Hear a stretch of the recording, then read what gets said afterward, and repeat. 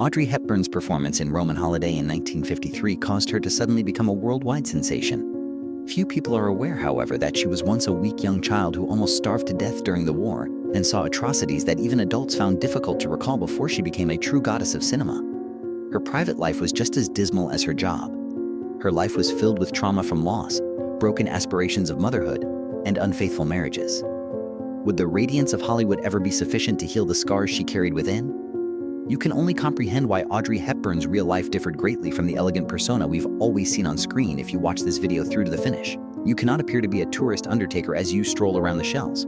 Few people are aware that Audrey Hepburn endured months of starvation, terror, and oppressive loneliness before emerging as one of the most graceful and famous ladies of the 20th century. She was born into an English-Dutch aristocratic family in 1929 in Brussels, Belgium. From the start, it appeared as though her life would be filled with red carpets. However, everything fell apart in an instant. Her father, a fascist sympathizer, abruptly left the family when Audrey was 6 years old. She will always carry a psychological scar from that experience. "I always felt I wasn't good enough for him to stay," she would later confess in private. Audrey and her mother relocated to the Netherlands in an attempt to avoid the fighting when World War II broke out. However, nobody is spared in a battle. 11-year-old Audrey started to live in fear and hardship when the Nazis conquered the nation. Because they were so impoverished, her family had to eat cooked tulip bulbs to remain alive. "Some nights I lay in bed with an empty stomach, listening to bombs fall. But I didn't cry," she remembered. You don't become any less hungry when you cry. Audrey saw horrors during the occupation that no child should ever see. Innocent people are executed on the streets, and relatives are taken away. She carried documents for the resistance covertly throughout this period, concealing them inside her white stockings. A modest deed, but a very courageous one. A young girl who must endure cruelty as she grows up. Audrey also started taking ballet classes during this time. She always experienced a moment of calm when she stepped upon that ancient wooden floor. She was able to better regulate her body and thoughts thanks to ballet. It was the only location in the midst of chaos where she felt in control of her life. Her childhood was not just taken away by the war, though. Her goal of becoming a dancer was taken away by it. Her body was too frail from years of starvation to pursue ballet professionally.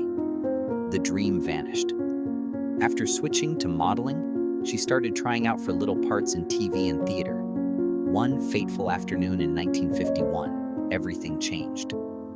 Audrey at the time was in Monte Carlo shooting a short film. She was spotted by Colette, a playwright and writer, for the stage version of her well-known book Gigi. Colette had been looking for a lead. After meeting Audrey for only a few minutes, she said, "This is Gigi."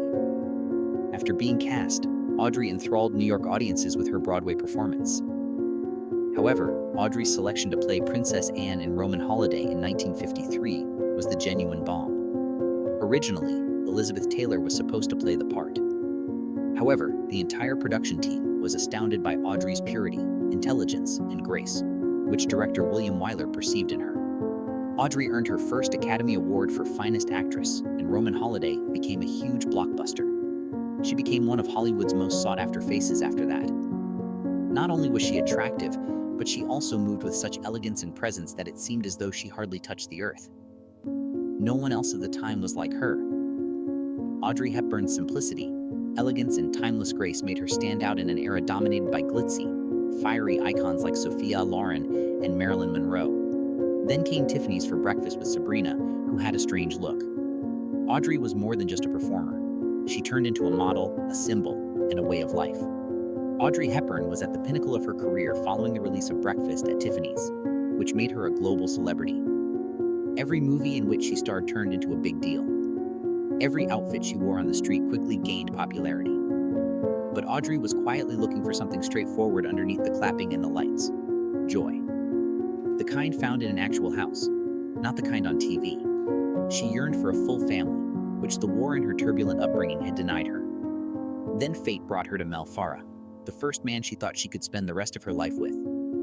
A well-known American filmmaker and actor was Mel Farah. After meeting at a party in 1953, the two soon realized they had a strong bond.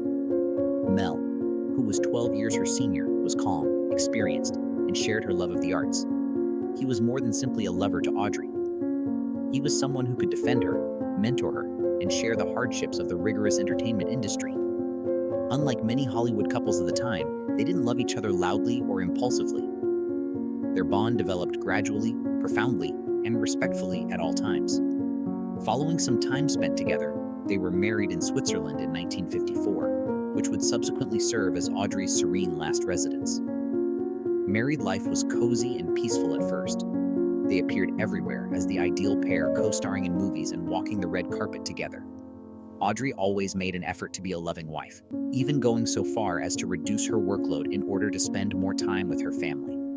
However, her greatest desire, a child, became the marriage's first significant setback. Audrey miscarried several times.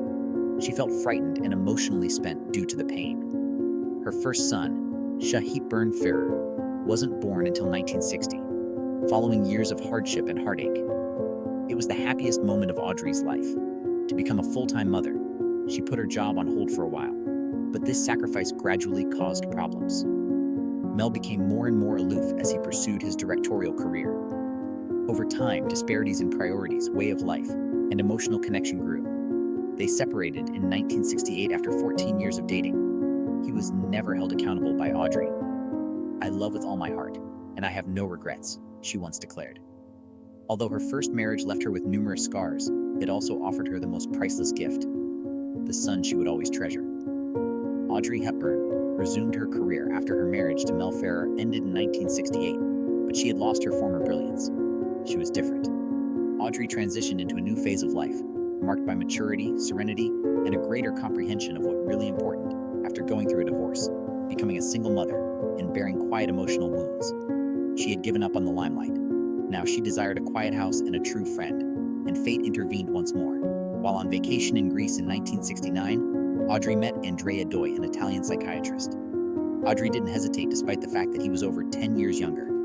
His confidence, humor, and the welcome change he brought into her life actually drew her in. Audrey thought Andrea might give her the new, happier life she had been longing for after just a brief period of time together. After getting married in Switzerland in 1969, Audrey quickly relocated to Rome to live with him. Luca Dotti, her second son, was born in 1970. Audrey moved away from the screen entirely after that. No more red carpets, no more filming schedules. She gave her everything to being a mother and a wife. Her marriage to Andrea appeared to be harmonious in the beginning. She took her kids to school every day, learnt Italian, assimilated into the community, and carried on her charitable efforts in secret. Despite her infrequent public appearances, many who knew Audrey characterized her as modest, kind, and incredibly compassionate. But, ultimately, Andrea's lifestyle, personality differences, and age difference caused rifts. Andrea loved parties, nightlife, and mingling, while Audrey was reserved and valued peace. His affair started to be rumored. Audrey wanted to keep quiet for her kids even if it seemed like she knew. Additionally, she felt that maintaining her family's unity, even on the surface, was more important than pride or bitterness. "I always wanted to keep my family together, even if it was only on the outside," she once remarked. However, all forms of endurance have their limitations. In 1982, Audrey and Andrea formally divorced after years of silent anguish. She didn't cry or say anything this time. She just moved to the countryside of Switzerland, which was the most peaceful place she had ever been, and led a humble, modest life that was still full of love. Audrey was not alone, but she never got married again, because she ultimately clung to the most valuable possessions she had ever owned: her generosity and an unwaveringly forgiving heart. In 1980, Audrey got to know Robert Walders, a Dutch actor, widower, and life experienced. Audrey had long made Switzerland her haven, and it was there that they met at a small gathering. Both of them were no longer youthful by that point. They had both experienced betrayal, sorrow, and unfulfilled goals. Maybe that's why they clicked so well. Via quiet, compassionate understanding, not via flaming passion. Unlike the men in Audrey's life who came before him, Robert was not a stunning star. He didn't bring celebrity or glitz. Rather, he granted her the peace she had always desired. Audrey was at last free to be herself with Robert. Not the ideal wife, not an icon, not a movie star. She could read in the afternoons, take care of her garden, walk her dogs, lie slowly, and laugh unrestrainedly. Audrey no longer had to keep up a facade or worry about being betrayed throughout her years with Robert. He was there for her, calm, patient, and incredibly loving.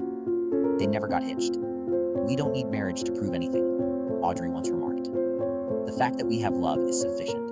Vows were not necessary for their partnership."